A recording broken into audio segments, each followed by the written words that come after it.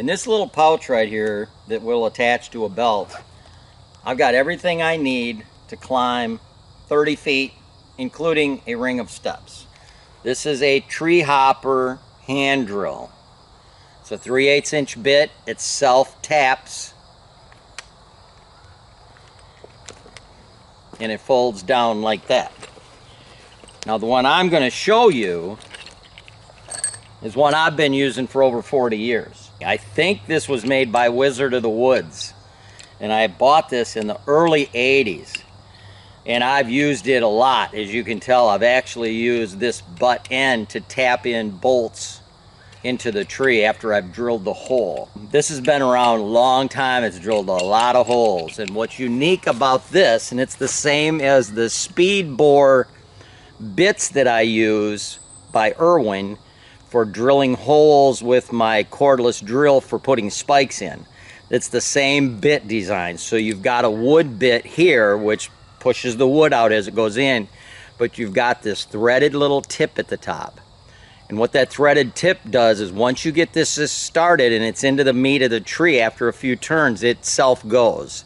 So you don't have to put pressure on it to drill the hole. You just turn the crank and it goes on its own. I have these grade 8 7-inch bolts.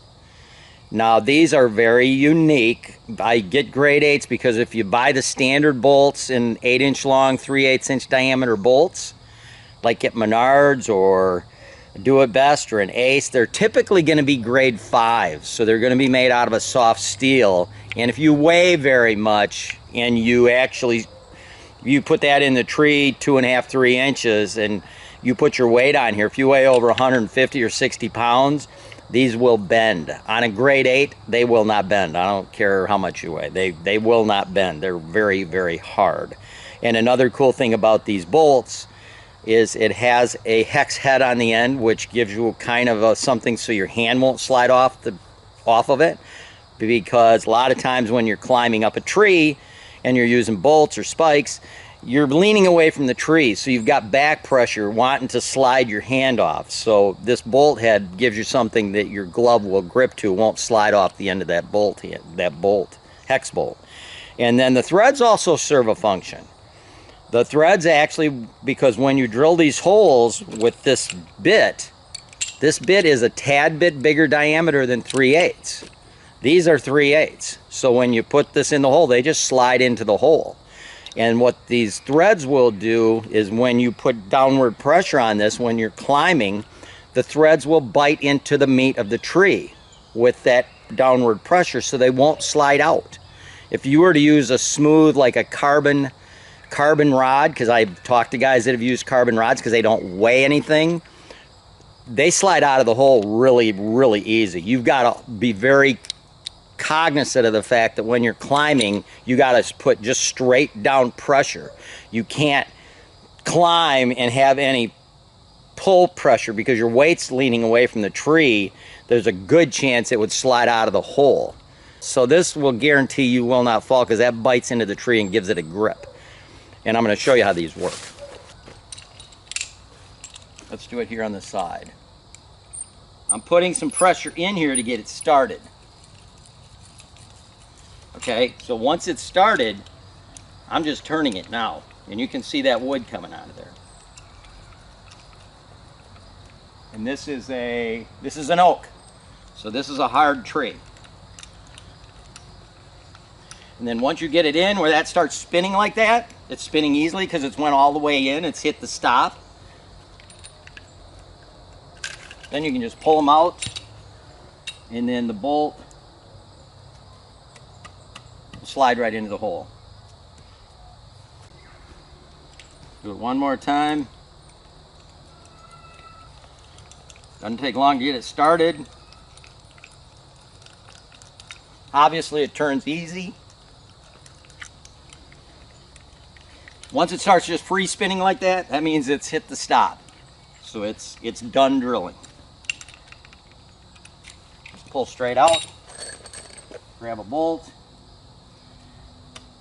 slide it into the hole. So carrying something as small as that in your backpack, you get to the tree, You're not carrying sticks, you're not carrying stands, you're not carrying anything. You're going to have your saddle with you, you're going to have your lineman belt with you, so you've got something you can, while you're going up your tree, you got both hands free to use your drill and use those grade 8. I suggest 8-inch spikes. You can get away with 7 because the hole's going to be about 3 inches deep, so with a 7-inch spike you're going to have 4 inches of spike sticking out. 8-inch you'll have 5. Either way will work. 5 inches just is a little bit more foot room to find, especially in the dark. But I've killed quite a few deer with this method, and I can go to a tree and I can be up the tree and settled in about 20 to 25 minutes. Yeah, does it take a little bit longer than sticks with 8ers? Yeah, but does it pack a little easier? A lot easier than sticks with 8ers if you're going through brush? Yeah. So space-wise, this is hands down a nice way to go for just freelancing and just going in, freelancing. You have no clue where you're going. You know you're going to go through a lot of security cover. You don't want sticks. You don't want stuff to catch on things and piss you off. You know, this will fit right in your pack really easily. You know, it's going to take a little bit longer to set the tree up, but these things work really good. And again, Treehopper is the company that makes the hand drill and the grade 8 bolts. Typically you have to order them from like an independent hardware store like a Do It Best or an Ace or a Pro Hardware. You're typically not going to find grade 8 bolts at your big mass merchant hardwares like Menards and Lowe's. That's the cool thing about little local hardwares. You can order stuff because they're a little more personal. They're not the big mass accounts where you can't order stuff. You can order 50-pound boxes of spikes at the local hardware stores. You can't get those at the big stores. So there's some advantages. Irwin speed bores, you can buy them at the little hardware stores. You can't buy them at Menards. They don't carry Irwin. They don't carry the better brands.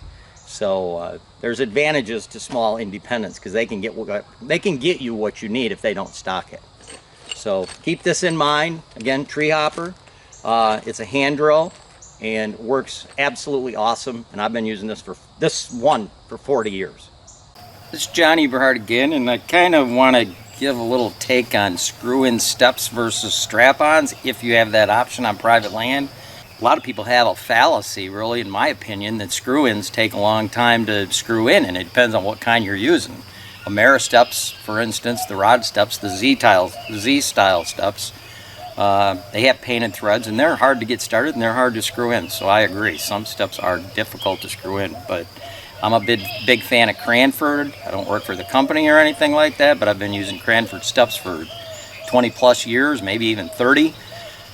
And they screw in easy. They're made in USA. They have premium steel. The joints, the pivot joints where the steps fold, they're all solid steel, so you don't have to worry about that bending or breaking like you do a lot of the inexpensive folding steps. They actually have hollow pivot pieces. The pieces of steel are almost like a rivet. They're hollow, then they're squished over on the other side. If you look at any Cranford folding step, the pin is solid steel, and it actually has a hardened number on the end of the actual pivot steel. So I'm going to kind of give a demo on how fast they do screw in. This here is, for instance, a double fold step. So the threads fold down into the side, and the step folds down itself, so it doesn't take up a whole lot of space. Real easy to tote. Basically, to start, I usually try to find some sort of a crease. And basically with one hand you can get them started. And then if you just carry a piece of conduit,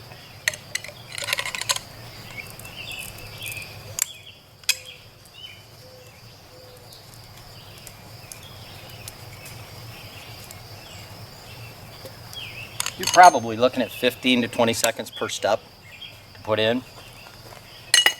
And that's a double fold. So this one here also, if you do want to leave them in a tree up at the top and take the bottom ones out so people can't find your tree, when you come out of the tree, as you come down, you can actually fold these up.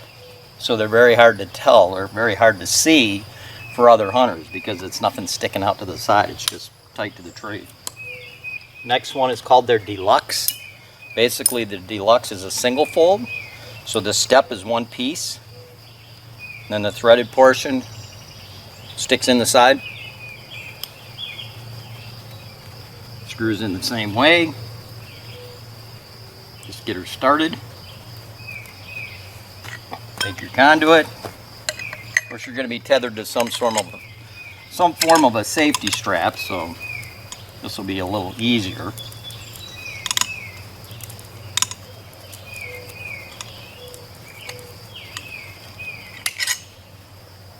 Again, 15-20 seconds max. And then the last one that Cranford makes is a T-step. T-step's kind of different. Basically the threads fold down into the side.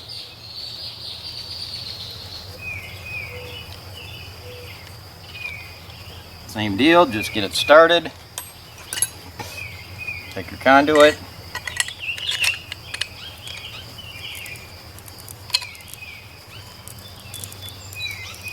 This one you don't screw in all the way, you just screw it until the threads are buried into the meat of the tree. And then it just slides down. So basically, this forms the step up here at the top. Something else Cranford makes, they make these gun and bow holders, hands down the best made in the industry. If you look at that close, it's just like the threads on their regular steps. They're not painted, it's just raw steel, and it's hardened steel, and these go in really easy. This is an oak, by the way. This is not a popple. So this is an oak tree. Now I just use that as a guide. I only have a few of these, and I use that as a guide, and then once I actually make the hole, because this step's easy to start and easy to screw in, then I take these inexpensive, $1 a piece, every sporting goods carries them, these real cheap bowl holders. I'll take that Cranford step out and screw these into that hole. You get the point. Because if you take one of these steps, they have really cheap steel on them. The threads are not very sharp, they're not very pointed, they're almost lag shaped, so they're rounded over on the end. These are really difficult to get started. I can barely even start it in that oak. And a lot of times these steps, if you put them in a tree, if you try to bury them all the way in the tree, the actual steel will bend and it'll break.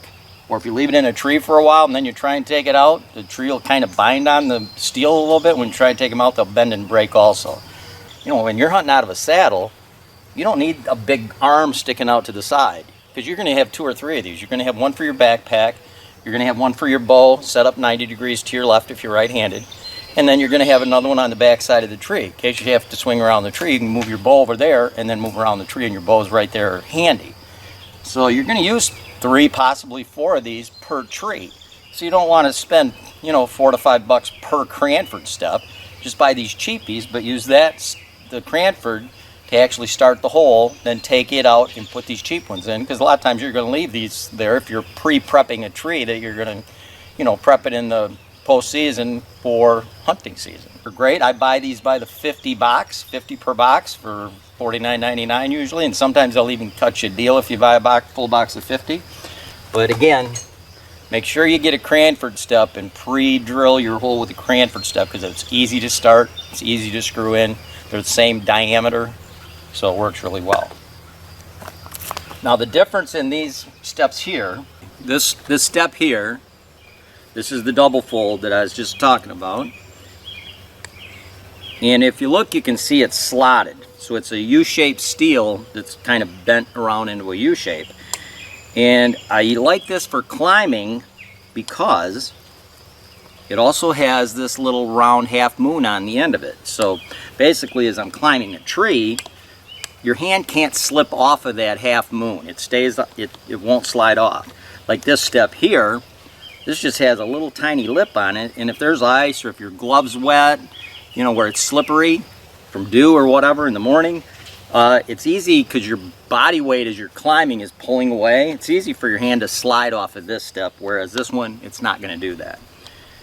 Another reason I like this step for climbing and not for standing on up at the top on the ring is this step has that U shape. So a lot of boots on the bottom, as far as the lugs, the tread, they have those little half-moon dimples on them.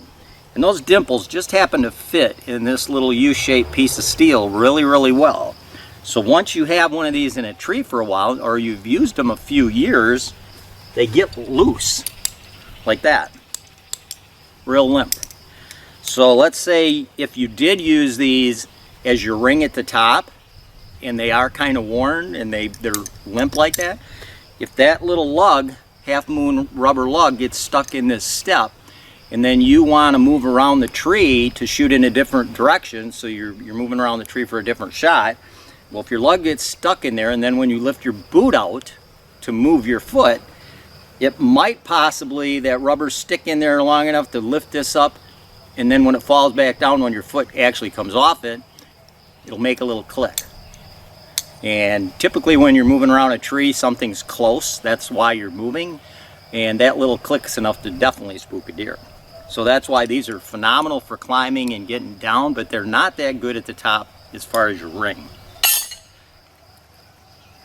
This step here, which is, again, this is just the single fold, it has a flat surface on the top, so it's phenomenal to stand on because it gives you a nice level piece to stand on. So this is what I use at the top, and it also only has one fold, and the only fold is where the threaded bar sticks out that you screw into the tree. So that's my choice by far of standing on as far as my ring of steps. Now the T is also really nice for climbing. It's not something you'd use for your ring because you're basically, with your boot on here, this point's going to bother you after you're standing on it, after you got pressure on it for a while. But this step screws in extremely easy, and probably the best selling point of this, the nicest feature of this, if you own your own property and you're going to leave steps in a tree for a long period of time, this is my favorite step as far as climbing and coming back down. It's always at an angle, so you do get a good grip. Again, it's got that half-moon steel in it, so you also get the grip of that steel. It's not a flat surface to slide off. And as a tree grows, basically this step will just, the tree grows out, this step here will just move a little bit like this. It'll come up like that. So you'll always have this as a step to use. These steps here, as the tree grows, this step will actually, the base of it will pull out. And after 2 years, depending on how fast a growing tree you've got them in, you may get to your tree if you don't hunt it for 2 years because crop rotations are massed, or the fruit at the destination location is, you know, it's only there every other year or whatever. After a couple years, this step, you may go back to your tree to hunt it and the steps are up like that. So that makes it very, very difficult to climb, and it definitely makes it difficult to stand on the ring. You physically have to take at least the ring of steps out and replace those prior to hunting, because you can't stand on that like that for a long period of time. And this one does the same thing. This will grow up in the exact same manner. Also, when you get ready to take the steps out, if you've left them in a few years, not only did these grow up like that, the tree will grow over these threads and actually onto the steel shank of the step. So this whole thing will be encased in an actual wood, part of the bark, part of the tree. So it's very difficult to get these out after they're in 3 or 4 years. Whereas this one, as the tree grows 3 or 4 years, all it does is move this out. So this here, because this is so long, this bar that's threaded into the tree, it takes a long time. It'd take 10 or 15 years for the tree to grow out to the edge of this step to the point where it'd start to grow over the actual step itself. So the step's always going to be easy to take out because this here will always pop up and you can just unscrew it. These here, you could hunt a flat wall with it as long as you could hook up at the top, because these will screw into anything. And again, this is oak, this is not popple. So these, you can see how long it took to screw these into a hard oak tree. Okay, got a couple steps here. Now this here is the Cranford, it's called the deluxe step. This is what I use for my ring at the top. This is what I had in that big cottonwood in Missouri, and I've used these a lot, because I hunt a lot of these big trees like this.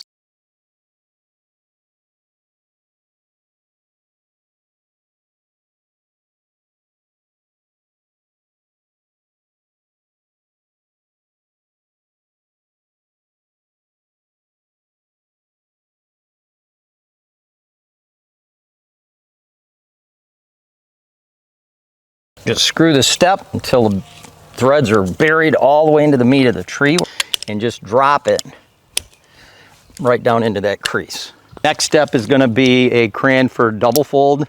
This is what I use most frequently for climbing, ascending and descending the trees. It's also the step that I use as handholds above my ring for going up above my ring. It gives me something to grab to keep climbing up.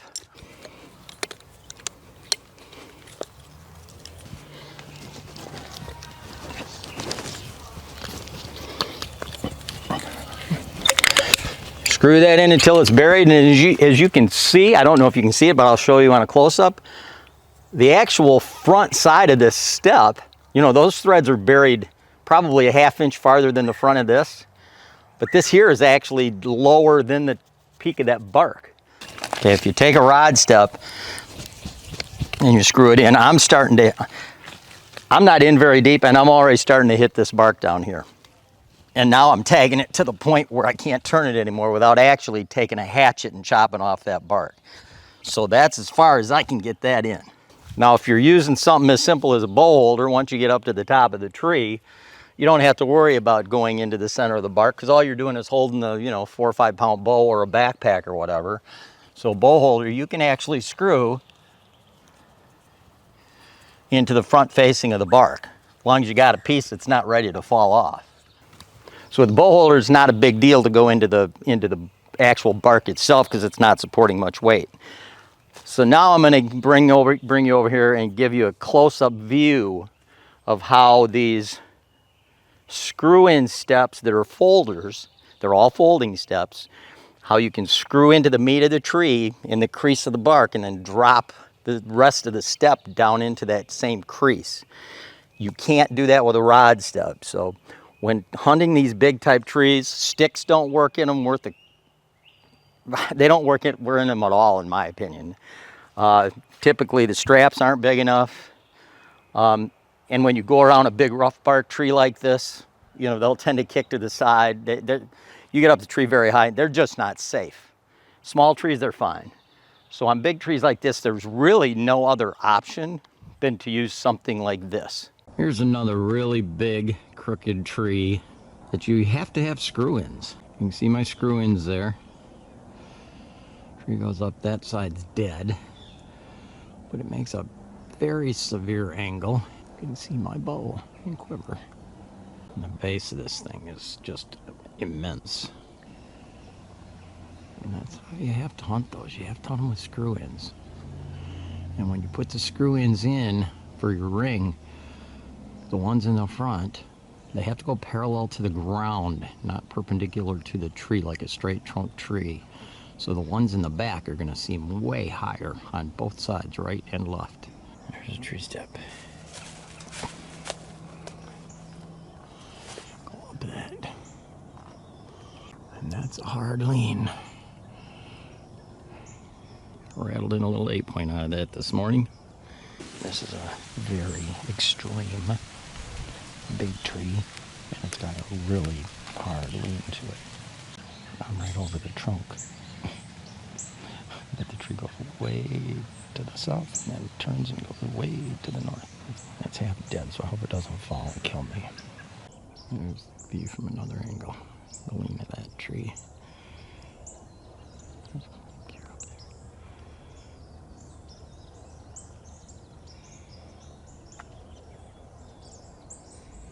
You can see my steps.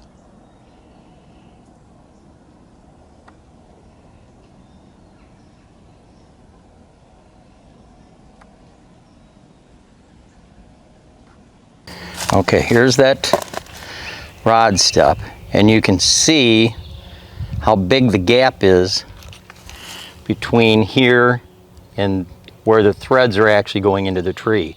On that particular step, those threads aren't even all the way buried, because the side of the step and the depth of the bark will not allow me to turn that in any deeper, because I'm hitting bark. But they're just not designed for thick bark trees. Now here's the deluxe step, which is a single fold, and as you can see, it's well into the tree. The actual front edge leading edge of this is actually below, probably a quarter of an inch to 3/8 of an inch below the bark here. And then the step is, the actual threaded part of the step is on the opposite side of that leading edge of the side of the step. So that's buried well into the tree. Same deal with this one here, this folder step. This is called the folding step by Cranford. And as you can see, it's right over next to the side of that big chunk of bark. And that bark actually sticks out farther than the facing of the step. So that's obviously buried deep into the meat of the tree, and then the step is just dropped down into the crease. Now once in a while the crease will not be straight up and down, which this one is not, so you got to actually lay the step in the crease, and it might not be perfectly up and down, but that doesn't matter because it'll still work as a step. That's irrelevant. But this here step is also, I've mentioned it on a couple videos when I was actually in the tree. I'll mention it more because I think it's really important. When you're hunting with a ring of steps, once you hook up your ring, it's nice to have a couple holders that you can reach up and grab to pull yourself up above the ring, because a lot of times on a big diameter tree, once you get up to your ring, if you don't have other steps above it, it's really hard. There's nothing to grab to hold on to pull yourself up. So keep putting some steps up there and put folders like that one up, because the cool thing about the folders is once you get up the tree and you get tied in with your tree tether, you can fold the step up so it's out of the way while you're hunting. And then if it's a tree you're going to hunt again, you just leave them there, and the next time you come to the tree to hunt, when you're getting up, once you get up to your ring, you just reach up and pull them down and go up, and then when you're hunting, you push them back up so they're out of the way. That's a really cool thing about those folding steps, Cranford folding steps. I use them a lot. They just have a lot of purposes. I've used these for holding steps too, but they're in the way because they stick out of the tree. So these are two steps I use for climbing and ascending and descending the tree. And then this one here, the Deluxe, is the one I use as my ring because it has a flat surface. Whereas this one here, the folding step, has a half moon ring on it on the end, so it's really nice for a handhold. But if you got your foot on that for a long period of time, you'll start to feel it in the bottom of your boot. Same with this. You know, if you use this as part of your ring, keep moving my camera around here, but if you use that as part of your ring, your foot will feel pressure from that point right there, and your foot's going to be at an angle because that step is always at some form of an angle like that. But as you can see, that rod step is quite a distance outside of that bark, because the bark just will not allow the side of the rod to turn anymore. You can see where I bumped the tree, where it was kicked the little bark off, making that last turn. So when you're hunting big thick bark trees like that, usually they're thick like that all the way up the tree. So that's really the only good, safe way to ascend and descend this type of a tree. So if you're a DIY freelance person, and well, obviously if you're doing it on private land, you know, it's nice to have a full set of these, you know, 15 folding steps and a half a dozen of the deluxe steps, so you can go up any tree, big, or, and it doesn't make any difference. It takes a little longer to put them in, but it allows you to hunt that particular tree if it's in the right spot. If interested, the links to many of the podcasts I've been on, or for information about my 2-day whitetail workshops that take place in March and April, please visit my website at deer-john.net. Thank you for watching another episode of Eberhart Outdoors, and to receive notifications for future videos, please subscribe.